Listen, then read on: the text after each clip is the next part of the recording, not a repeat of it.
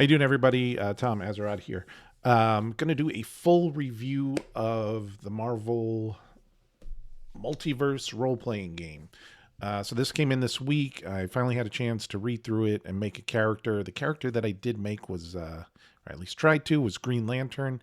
It's usually a difficult character to simulate in a lot of superhero role-playing games, and it usually gives me a good idea of how good the system is and what it can replicate.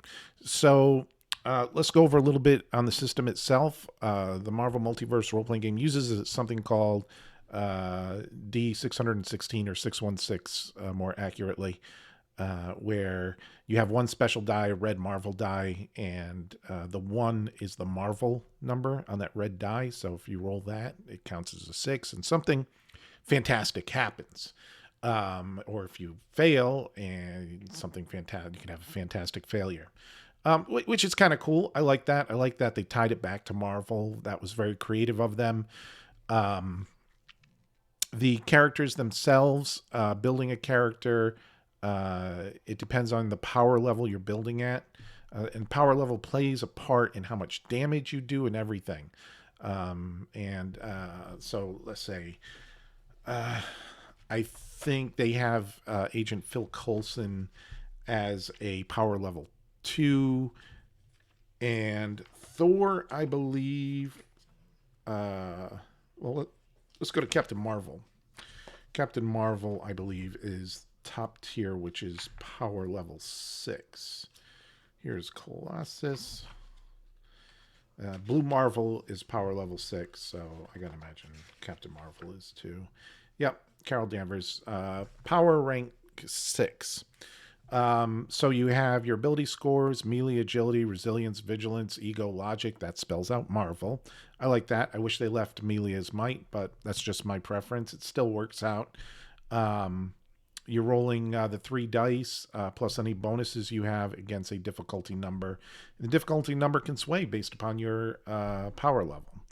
The damage you do is based upon your stats and your power level. So if you're punching somebody, it's your melee stat times 10 plus 7, which it comes out to pretty big numbers, but your health score, like Carol Danvers, is 100, has 180 health. So you went back to these big health scores, which it does work. But like any ranged attacks is based on agility. Okay.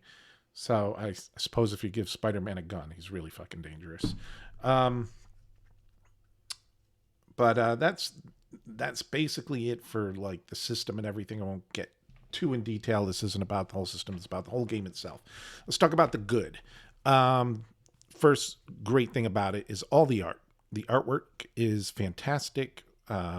Finally, Marvel listened and put in really good art. Speaking of listening, they did put out a test book, and they listened to a lot of feedback um, that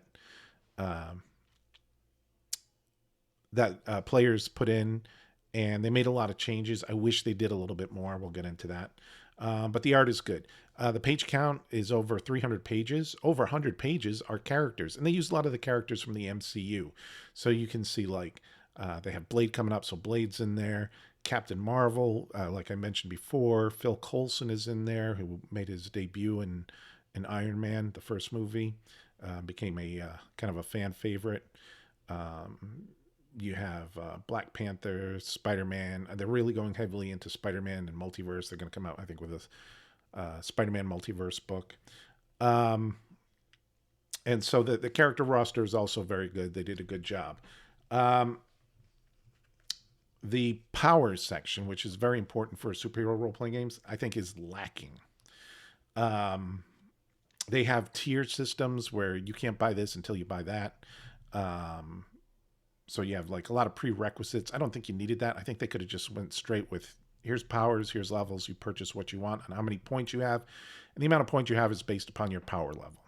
So if somebody, I don't know how they're going to balance out if somebody, I want to play a power 6 character and somebody wants to play a power 2. I guess it can work because, you know, it does so in the comic books or movies or what have you. But it'd be interesting to see how that really plays out. Um, so the tier systems on powers where you have these different trees and everything else, I don't know. It just didn't work out, and some of the powers were severely lacking. Let's take for example flight. You have two tiers of flight, um, and one of them is your top tier of flight. I think you can move as fast as a jet plane. Which jet plane? I don't know. The Blackbird, that's a pretty fast one. A regular jet? It really doesn't say. It doesn't get into any details. But I think some characters can fly faster than a jet or a missile, like Iron Man. So that was kind of a little bit of a turnoff. I tried to make Green Lantern, as I said. There's nothing really for force manipulation. There's elemental control of force, but it doesn't really allow you, it doesn't go into details on creating objects. I suppose you can just assign a difficulty number, say I want to create this, and then you make a roll based upon your ego, and you can make it, but there's nothing really detailing it out. You have to kind of come up with it in your head. I was talking with this also telekinesis. There's only one power of telekinesis. And your big question would be, well, how much can I lift up? Can I lift up that car? Well, it doesn't say. There are no tiers like super strength, which is mighty, I think it's called, has tiers. And it shows you every tier you go up, you can lift one size higher than your size category because your carrying capacity is based upon how tall you are or your size. You go up in size, you can carry more.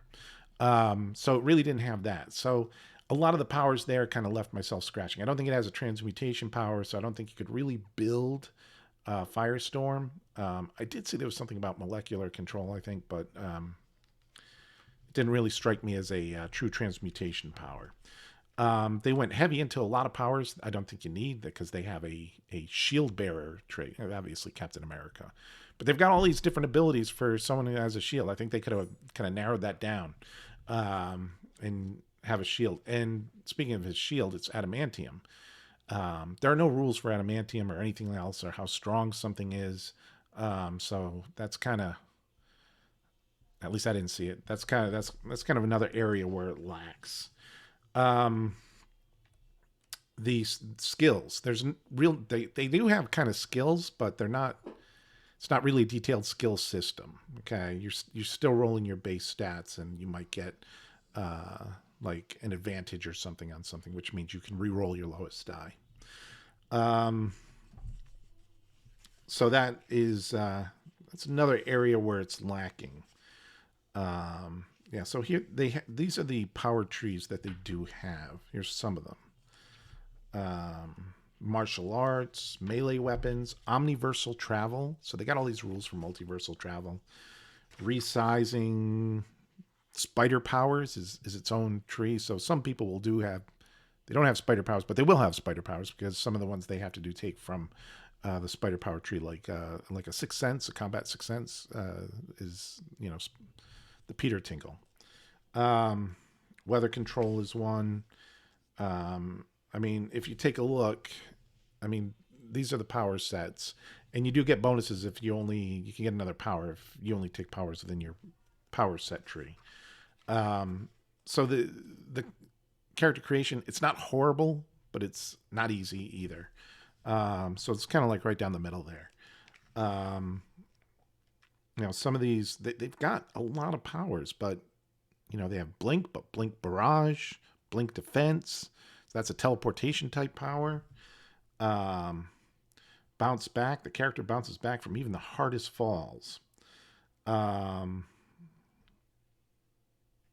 let's see, and it's just that they don't take any falling damage. So it's different. It's different. There's a lot of stuff in here I haven't seen before in a superhero role playing game, which is kind of good. But there's also an expectation of things that you want in there.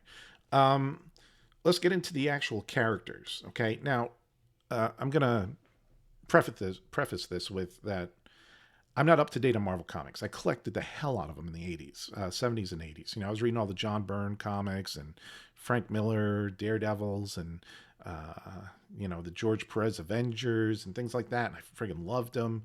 Um, some of my favorite heroes are like Wonder Man and the original Miss Marvel and of course Jean Grey, Phoenix. So I'm familiar with their abilities. Okay, and playing the other role playing games, I've got a good sense of what their power levels are, like who is tougher than who. But like we have Iron Man. Okay. Let me go to Iron Man here. Okay. Iron Man. Tony Stark. Okay. Um, First of all, there's not really a lot to deal with devices and gadgetry and power armor. They're just powers. He has them. So you just kind of have to flavor the rest.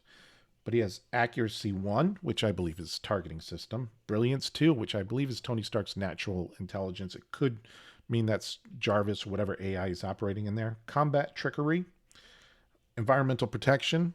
He should have that. He's Iron Man. Flight 2, he can fly as fast as a jet. Mighty 1, so he has 1 level of super strength. Which, if we go to I think they have a table in the back here of how much you can lift. There's a table somewhere in here. And it doesn't give the actual number, but it gives you stuff like... I can't find it. It gives you like examples. So I think Tony Stark is strong enough to lift a car. Okay. And I'm like, all right, maybe you can boost that up, another level by spending points or something like that. But I look at other characters. Iron Fist has Mighty 2. He's stronger. He can lift more than Iron Man, which I don't think is possible. I could be wrong. They could have given him super strength. Let's see. Who else can outlift Iron Man? Jessica Jones can outlift Iron Man. I thought Iron Man was stronger than Jessica Jones. That's just me. Killmonger can lift more. Let's see. Who else? Luke Cage has a Mighty of 2. I thought he would have been stronger than that, but that's just me. Misty Knight. She has Mighty of 2. She can outlift Iron Man. So I'm really confused. Either they're using the Mighty for damage, say, well, we're just using it for damage and not for lifting. There has to be kind of some way to tell the difference. Because Misty Knight has the cybernetic arm.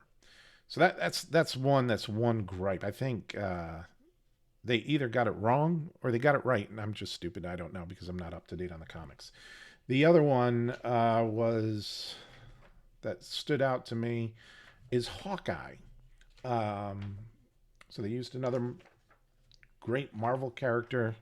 I loved his series, by the way. His series was awesome. I went and saw Rogers the Musical this week over in Disneyland, or last week. And it was really good. My son treated me to a trip to Disneyland. It was very nice of him. So Hawkeye has accuracy 2, so he's accurate. I think that's good. I like that power, by the way. Slow motion dodge. It's a very interesting ability. Martial arts. He has fast strikes, leg sweep. And he has a power set of ranged weapons. So I guess that's bow and arrow. He has double tap, stopping power, and sniping. There's nothing for his gadget arrows, Like, what about the Pym arrow? What about, the bolo or exploding arrows or flame arrows or anything like that? There's no rules. There's no details.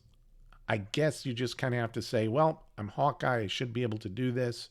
I want to try and, set that truck on fire. Okay, here's your difficulty number. Make a roll. And if it does, you do it.